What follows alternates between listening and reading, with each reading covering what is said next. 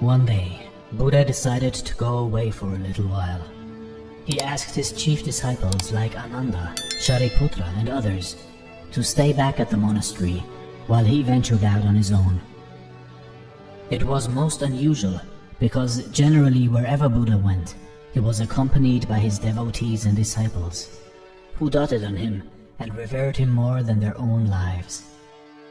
They always wanted to be around to behold his beautiful form, to listen to his tranquil words, and above all, just to serve him.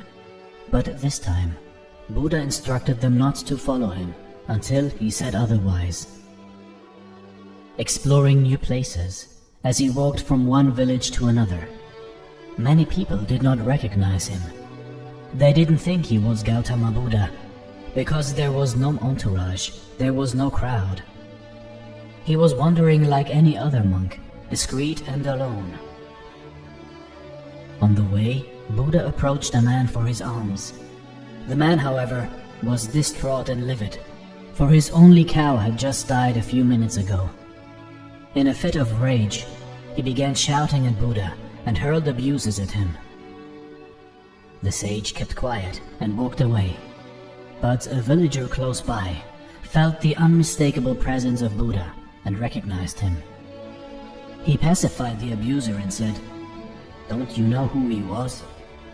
"What do I care?" the man said. "No, you should.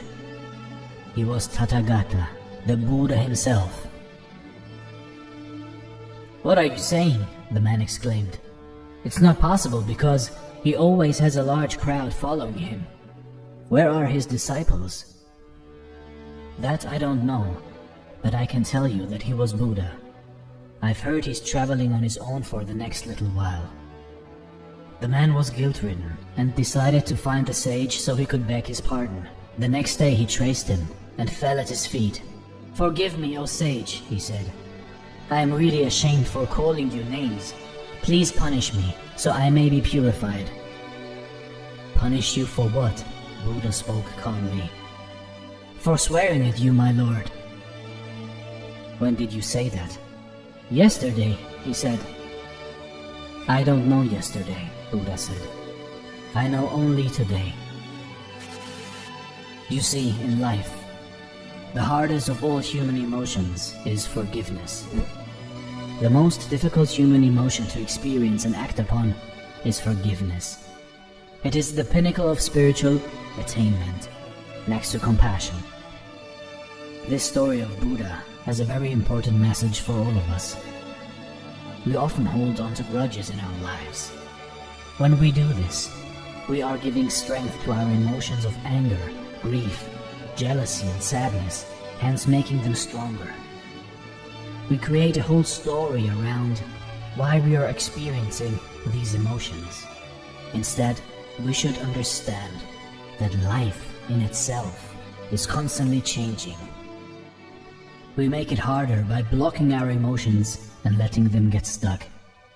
By practicing forgiveness, we are allowing these emotions to move through us. The key to forgiveness is to show compassion and understanding for the other person.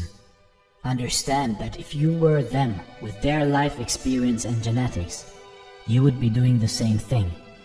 Find the part of yourself that you can recognize in the other person. This is most important. And at the end of the day, just let go.